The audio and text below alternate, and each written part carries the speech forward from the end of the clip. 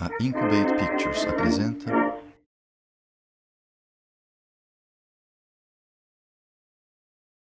em parceria com a Post Carbon Institute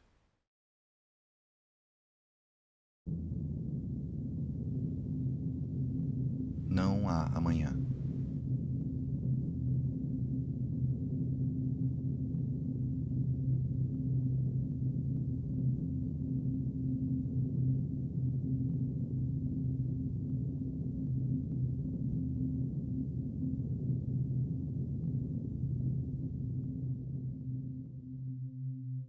Essa é a Terra, tal como era há 90 milhões de anos atrás. Geólogos chamam esse período de Cretáceo Tardio. Foi uma época de aquecimento global extremo, quando dinossauros ainda dominavam o planeta. Eles viviam suas vidas, seguros de seus lugares no topo da cadeia alimentar, sem noção das mudanças que aconteciam ao seu redor. Os continentes estavam se separando, abrindo enormes fendas na crosta terrestre. Elas se inundaram, transformando-se em mares. Algas sobreviveram ao calor extremo, envenenando a água. Elas morreram. E trilhões delas caíram no fundo das fendas. Os rios levaram sedimento para os mares, até que os restos orgânicos das algas foram enterrados. Com o aumento da pressão, aumentou também o calor, até que uma reação química transformou a matéria orgânica em combustíveis fósseis hidrocarbonetos, petróleo e gás natural. Um processo parecido aconteceu na Terra, o que produziu carvão mineral.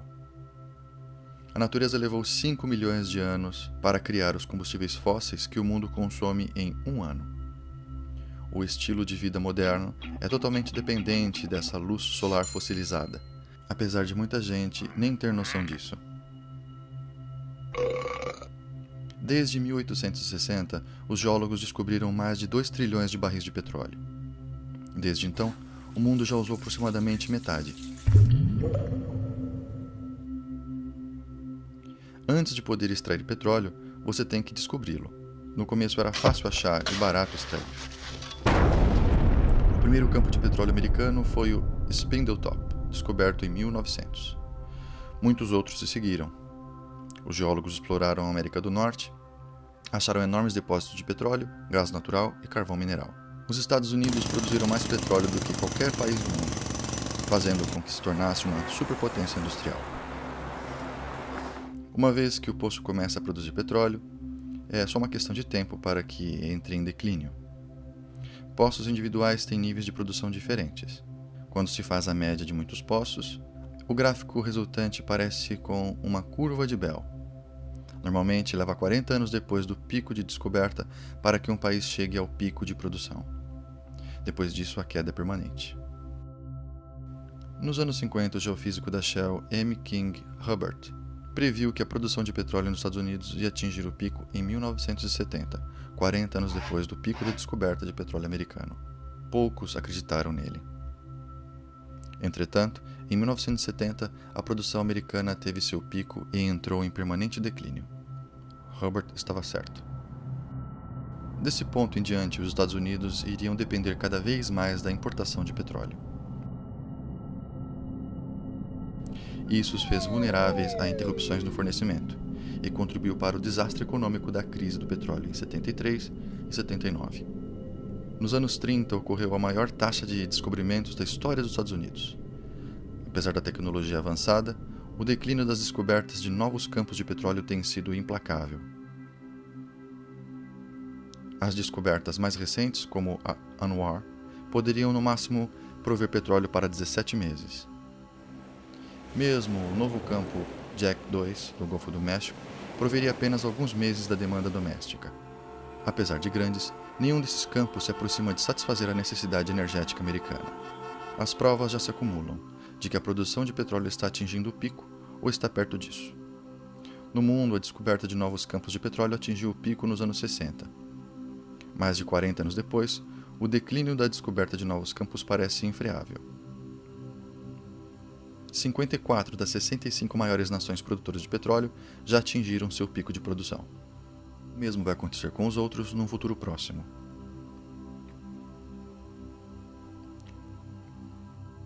O mundo precisará do equivalente a uma nova Arábia Saudita a cada 3 anos para compensar a queda da extração dos campos existentes hoje.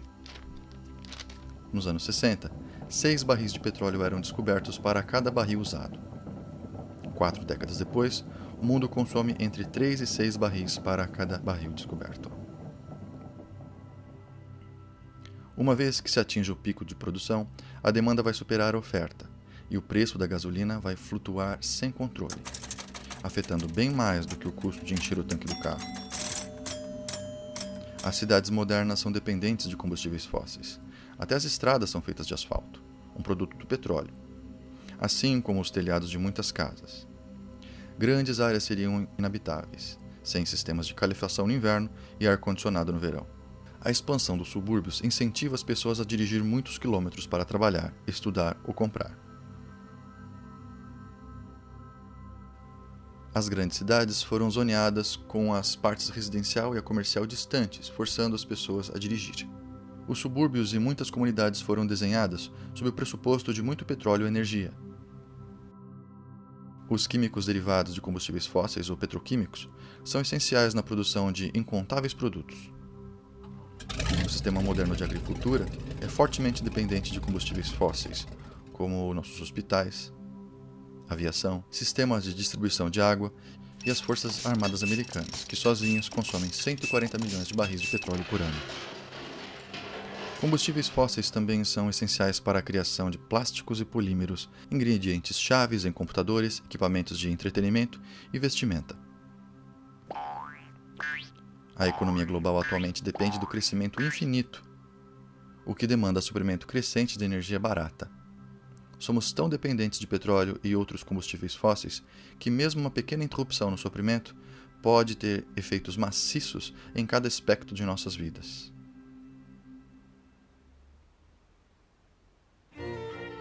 Energia.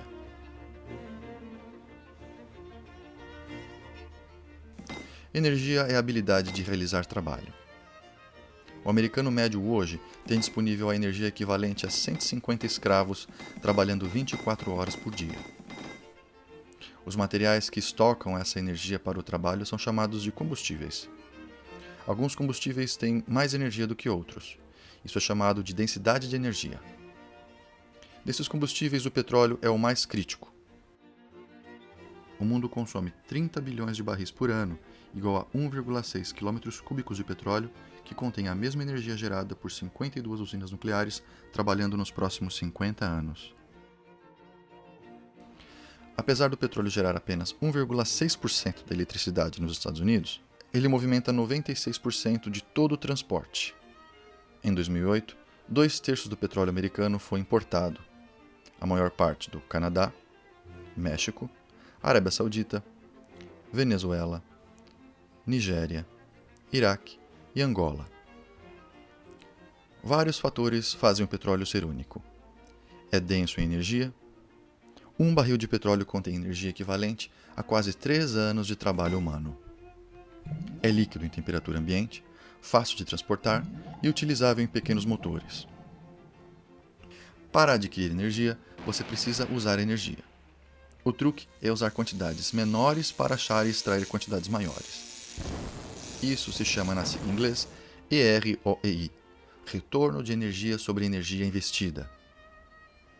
Fácil de extrair, o cru de boa qualidade era bombeado antes. Os petroleiros gastavam energia equivalente a um barril para extrair 100. O EROEI do petróleo era 100. Como o petróleo fácil de achar foi bombeado antes, a exploração foi para águas profundas, fazendo isso com o uso de quantidades de energia maiores.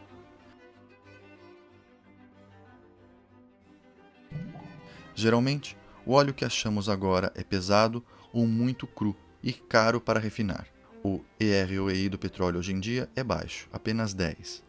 Se você usa mais energia para conseguir combustível do que está contido nesse combustível, não vale a pena o esforço para consegui-lo.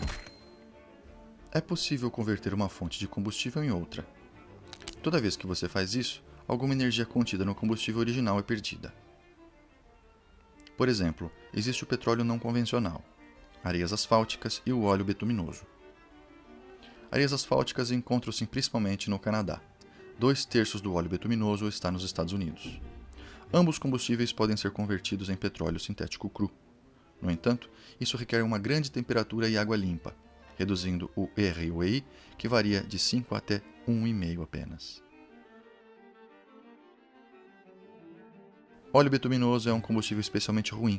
Contém mais ou menos 1/3 da energia de uma caixa de cereal matinal. Carvão mineral existe em várias quantidades e gera quase metade da eletricidade do planeta.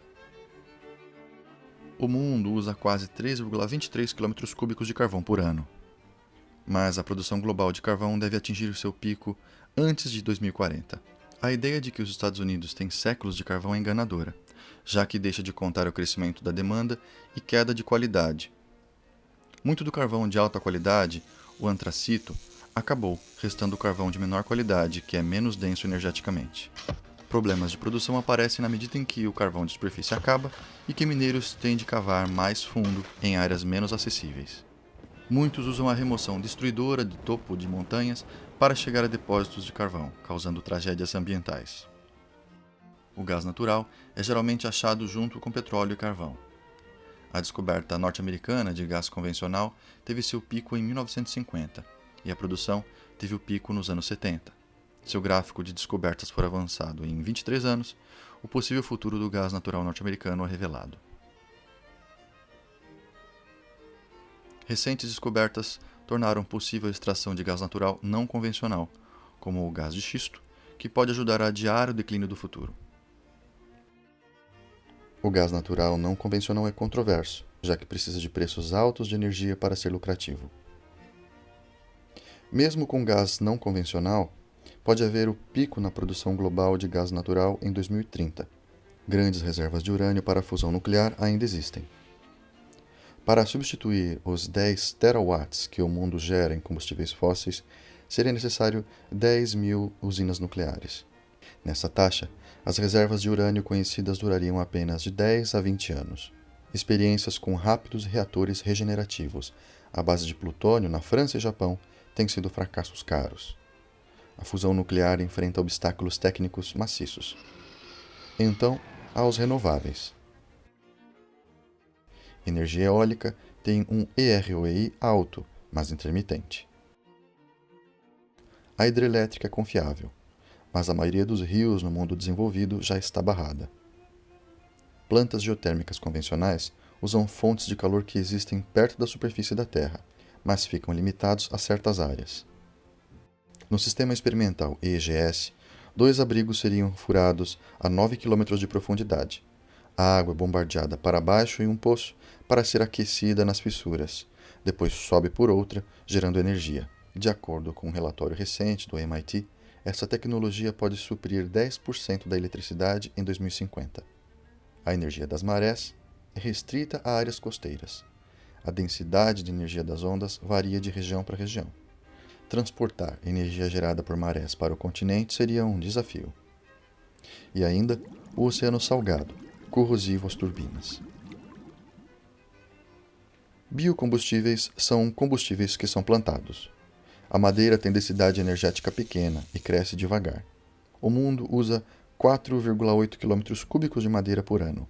O biodiesel e etanol são feitos de cultivos de agricultura movida a petróleo. O lucro energético desses combustíveis é bem pequeno. Alguns políticos querem transformar milho em etanol. Usar etanol para suprir 1/10 do uso do petróleo projetado para 2020 iria ocupar 3% da área dos Estados Unidos. Para suprir 1/3, ocuparia 3 vezes a área atualmente usada para cultivar comida. Para suprir todo o consumo de petróleo em 2020, tomaria o dobro de terras que é usada para cultivar comida hoje em dia. O hidrogênio tem que ser extraído de gás natural, carvão ou água. Esse processo usa mais energia do que conseguimos extrair do hidrogênio. Isso faz com que uma economia baseada no hidrogênio seja improvável. Todos os painéis fotovoltaicos do mundo geram a mesma eletricidade que apenas 2 usinas de energia de carvão. O equivalente entre 1 e 4 toneladas de carvão são usados para fabricar um único painel solar. Teríamos que cobrir 225 mil km² com painéis para saciar a demanda mundial atualmente. Em 2007, havia apenas 6 km². Energia solar concentrada, ou térmicas solares, tem grande potencial, apesar de haver poucas em operação no momento.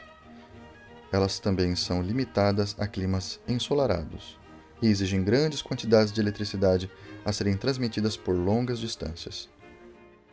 Todas as alternativas ao petróleo dependem de maquinário movido a petróleo ou requerem materiais como plásticos que são produzidos do petróleo. Quando considerar anúncios futuros de novos e extraordinários combustíveis ou invenções, pergunte: o anunciante tem um modelo comercial funcional da invenção? Qual a densidade energética? Pode ser armazenado ou facilmente distribuído? É confiável ou intermitente?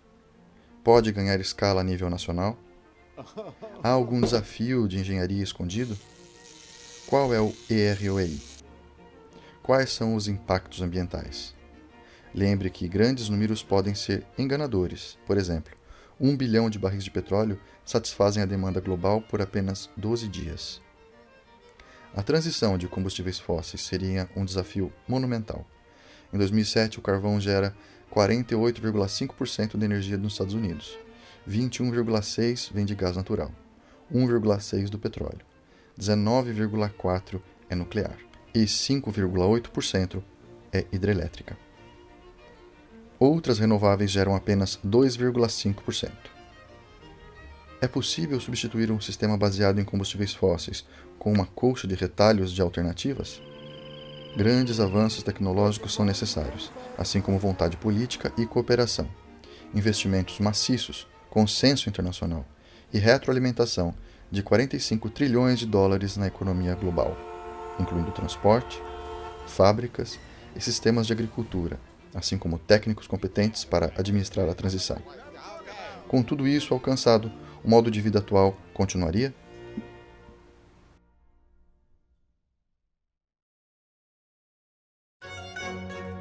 Crescimento.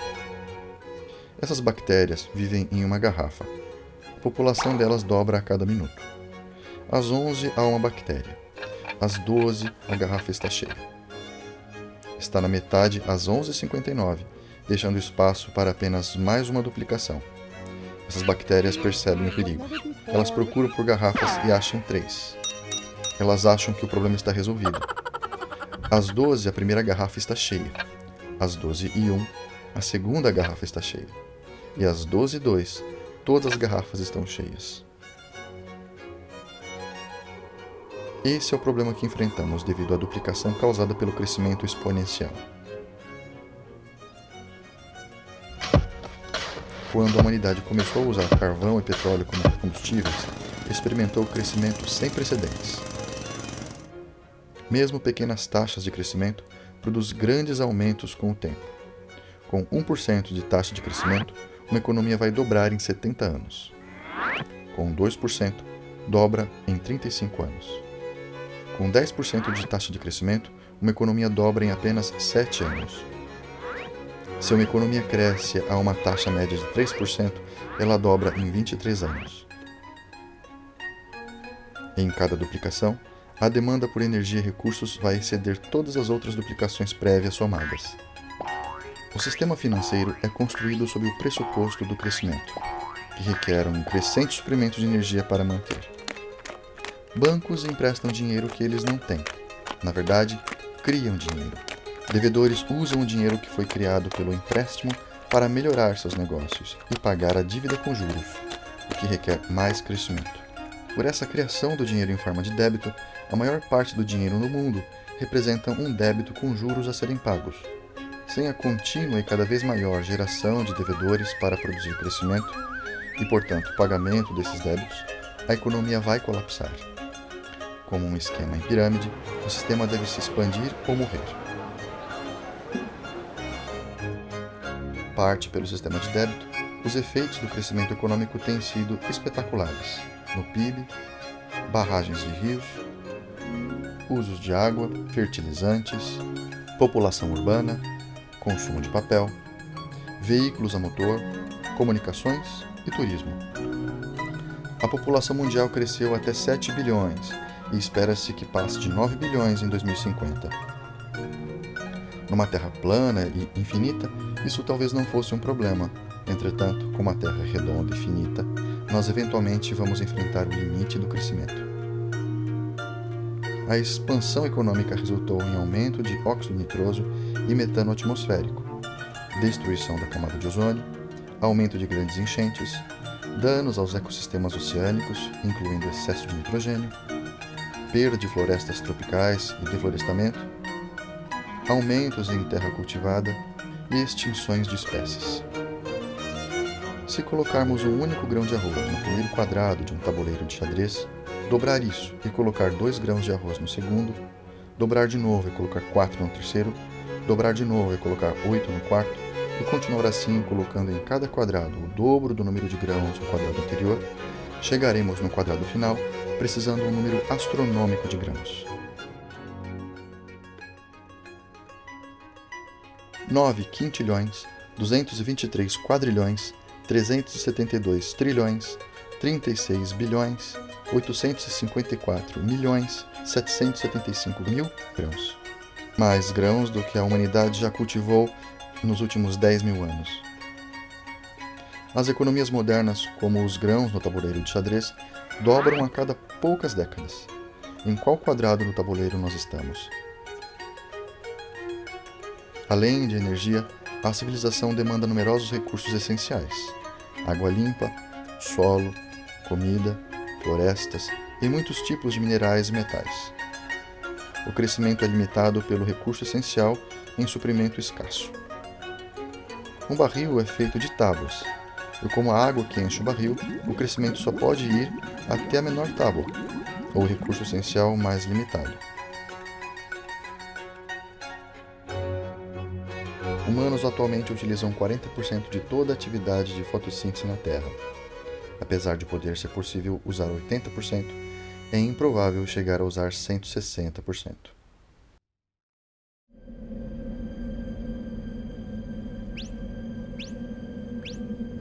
Comida. O suprimento global de comida se apoia fortemente em combustíveis fósseis. Antes da Primeira Guerra Mundial, toda a agricultura era orgânica.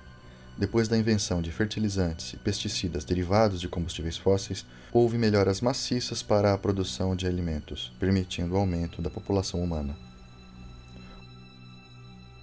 O uso de fertilizantes artificiais alimentou mais pessoas do que seria possível com a agricultura orgânica. Os combustíveis fósseis são necessários para o equipamento de cultivo, transporte, refrigeração, embalagem, plástico e no cozimento. A agricultura moderna usa terra para transformar combustíveis fósseis em comida e comida em pessoas. Quase 7 calorias de combustíveis fósseis são usadas para produzir 1 caloria de comida. Nos Estados Unidos, a comida viaja aproximadamente 2.400 quilômetros da fazenda ao consumidor. Além do declínio de combustível fóssil, há várias ameaças ao atual sistema de produção de alimentos. Energia barata, avanços tecnológicos e subsídios permitiram pesca industrial massificada. A pesca atingiu seu pico no final dos anos 80, forçando pescadores a se moverem para águas profundas. O despejo de nitrogênio por fertilizantes baseados em combustível fóssil envenena rios e mares, criando enormes zonas mortas. A essa taxa, toda a população de peixes está prevista para entrar em colapso em 2048. A chuva ácida das cidades e indústrias retiram do solo nutrientes vitais, como potássio, cálcio e magnésio. Outra ameaça é a falta de água. Muitas fazendas usam água bombeada de aquíferos subterrâneos para a irrigação. Os aquíferos precisam de milhares de anos para encher, mas podem secar em poucas décadas, como poços de petróleo. O enorme aquífero americano Ogallala está tão baixo que muitos fazendeiros têm que retornar a cultivos menos produtivos em terra seca. Além disso, o uso de irrigação e fertilizantes pode levar à salinização, o acúmulo de sal no solo. Essa é a maior causa de desertificação. Ainda há outra ameaça, a perda de solo superficial. 200 anos atrás, havia 1,8 metros de solo de superfície nas pradarias americanas. Hoje, através do cultivo e práticas ruins, aproximadamente metade já se foi. A irrigação encoraja o crescimento do fungo de ferrugem como o UG99, que tem potencial de destruir 80% da colheita mundial de grãos. De acordo com Norman Borlaug, pai da Revolução Verde, a ferrugem tem imenso potencial para a destruição social e humana. O uso de biocombustíveis significa que menos terra estará disponível para a produção de alimentos. Qualquer área tem capacidade de carga finita. Esse é o número de animais ou pessoas que podem viver lá indefinidamente. Se uma espécie ultrapassar a capacidade de carga de uma área, ela irá morrer até que a população retorne a seus limites naturais. O mundo tem evitado essa redução pela descoberta de novas terras para cultivar, ou aumentado a produção, o que tem sido possível graças ao petróleo. Para continuar a crescer, mais recursos do que a Terra pode prover são necessários. Mas não há novos planetas disponíveis. Diante de todos esses desafios, a produção mundial de alimentos tem que dobrar até 2050 para alimentar a crescente população mundial. 1 bilhão de pessoas já são alimentadas ou passam fome. Haverá desafios para alimentar mais de 9 bilhões nos anos por vir, quando a produção mundial de petróleo e gás estiver em declínio.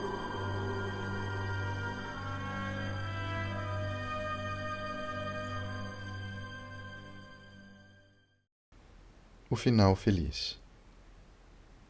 A economia global cresce exponencialmente a 3% ao ano.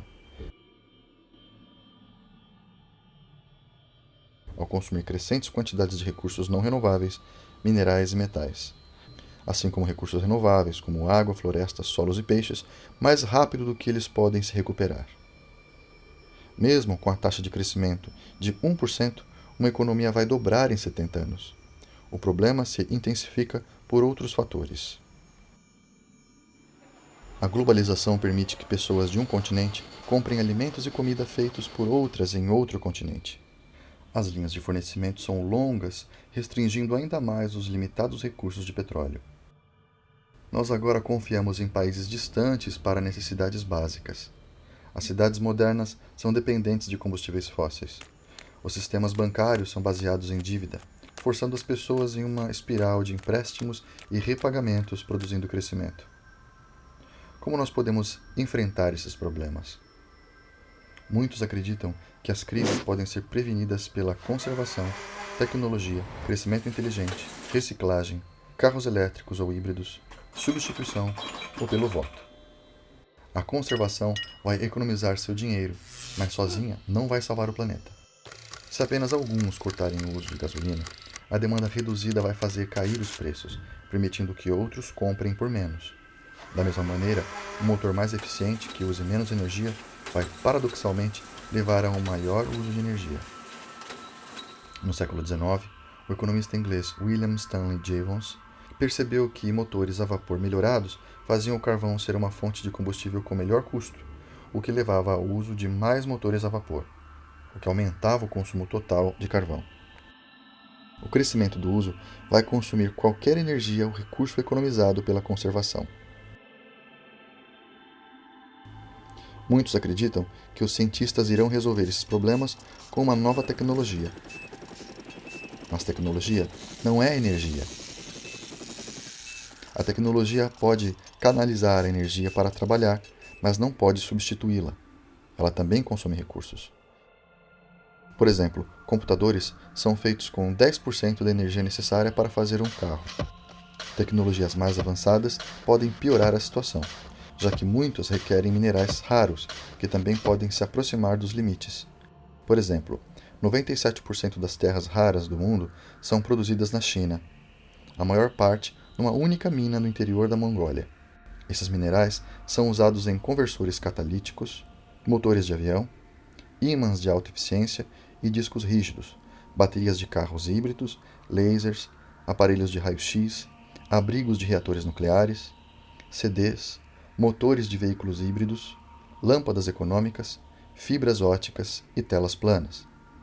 A China começou a considerar restringir a exportação desses minerais, enquanto a demanda voa.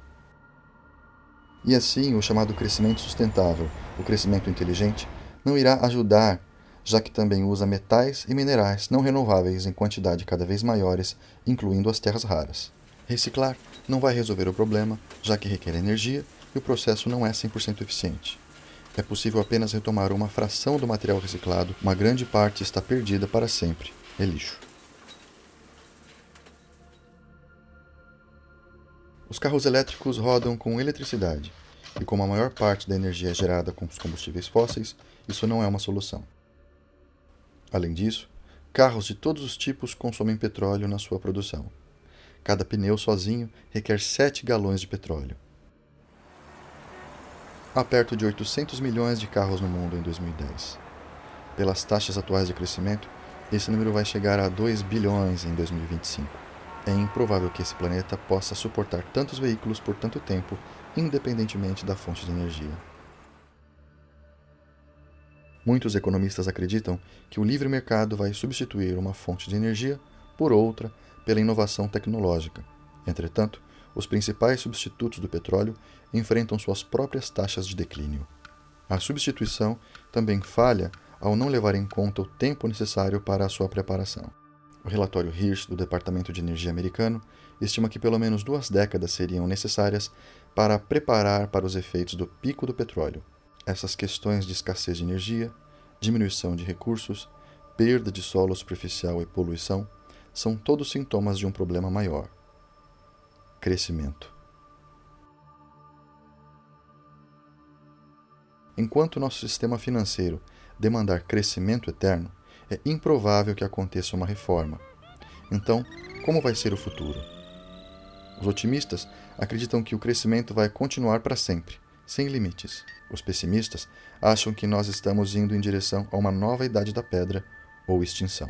A verdade pode estar entre esses dois extremos. É possível que a sociedade recaia em um estado mais simples, em que o uso de energia é bem menor. Isso significaria uma vida mais difícil para a maioria. Mais trabalhos manuais, mais trabalho na terra e produção local de bens, comida e serviços. O que uma pessoa pode fazer para se preparar para um futuro desses? Espere uma diminuição no suplemento de comida e bens de locais distantes. Comece a caminhar ou andar de bicicleta. Se acostume a usar menos eletricidade. Saia das dívidas. Tente evitar bancos. Ao invés de fazer compras em grandes lojas varejistas, apoie negócios locais. Compre comida cultivada localmente em feiras de produtores. Ao invés de grama, considere uma horta para cultivar a sua própria comida. Aprenda a conservá-la. Considere o uso de moedas locais se a economia cessar de funcionar em grande escala. E desenvolva maior autossuficiência. Nenhum desses passos vai impedir o colapso, mas eles podem melhorar suas chances num futuro de pouca energia, em que nós teremos que ser mais independentes, como os nossos ancestrais foram um dia.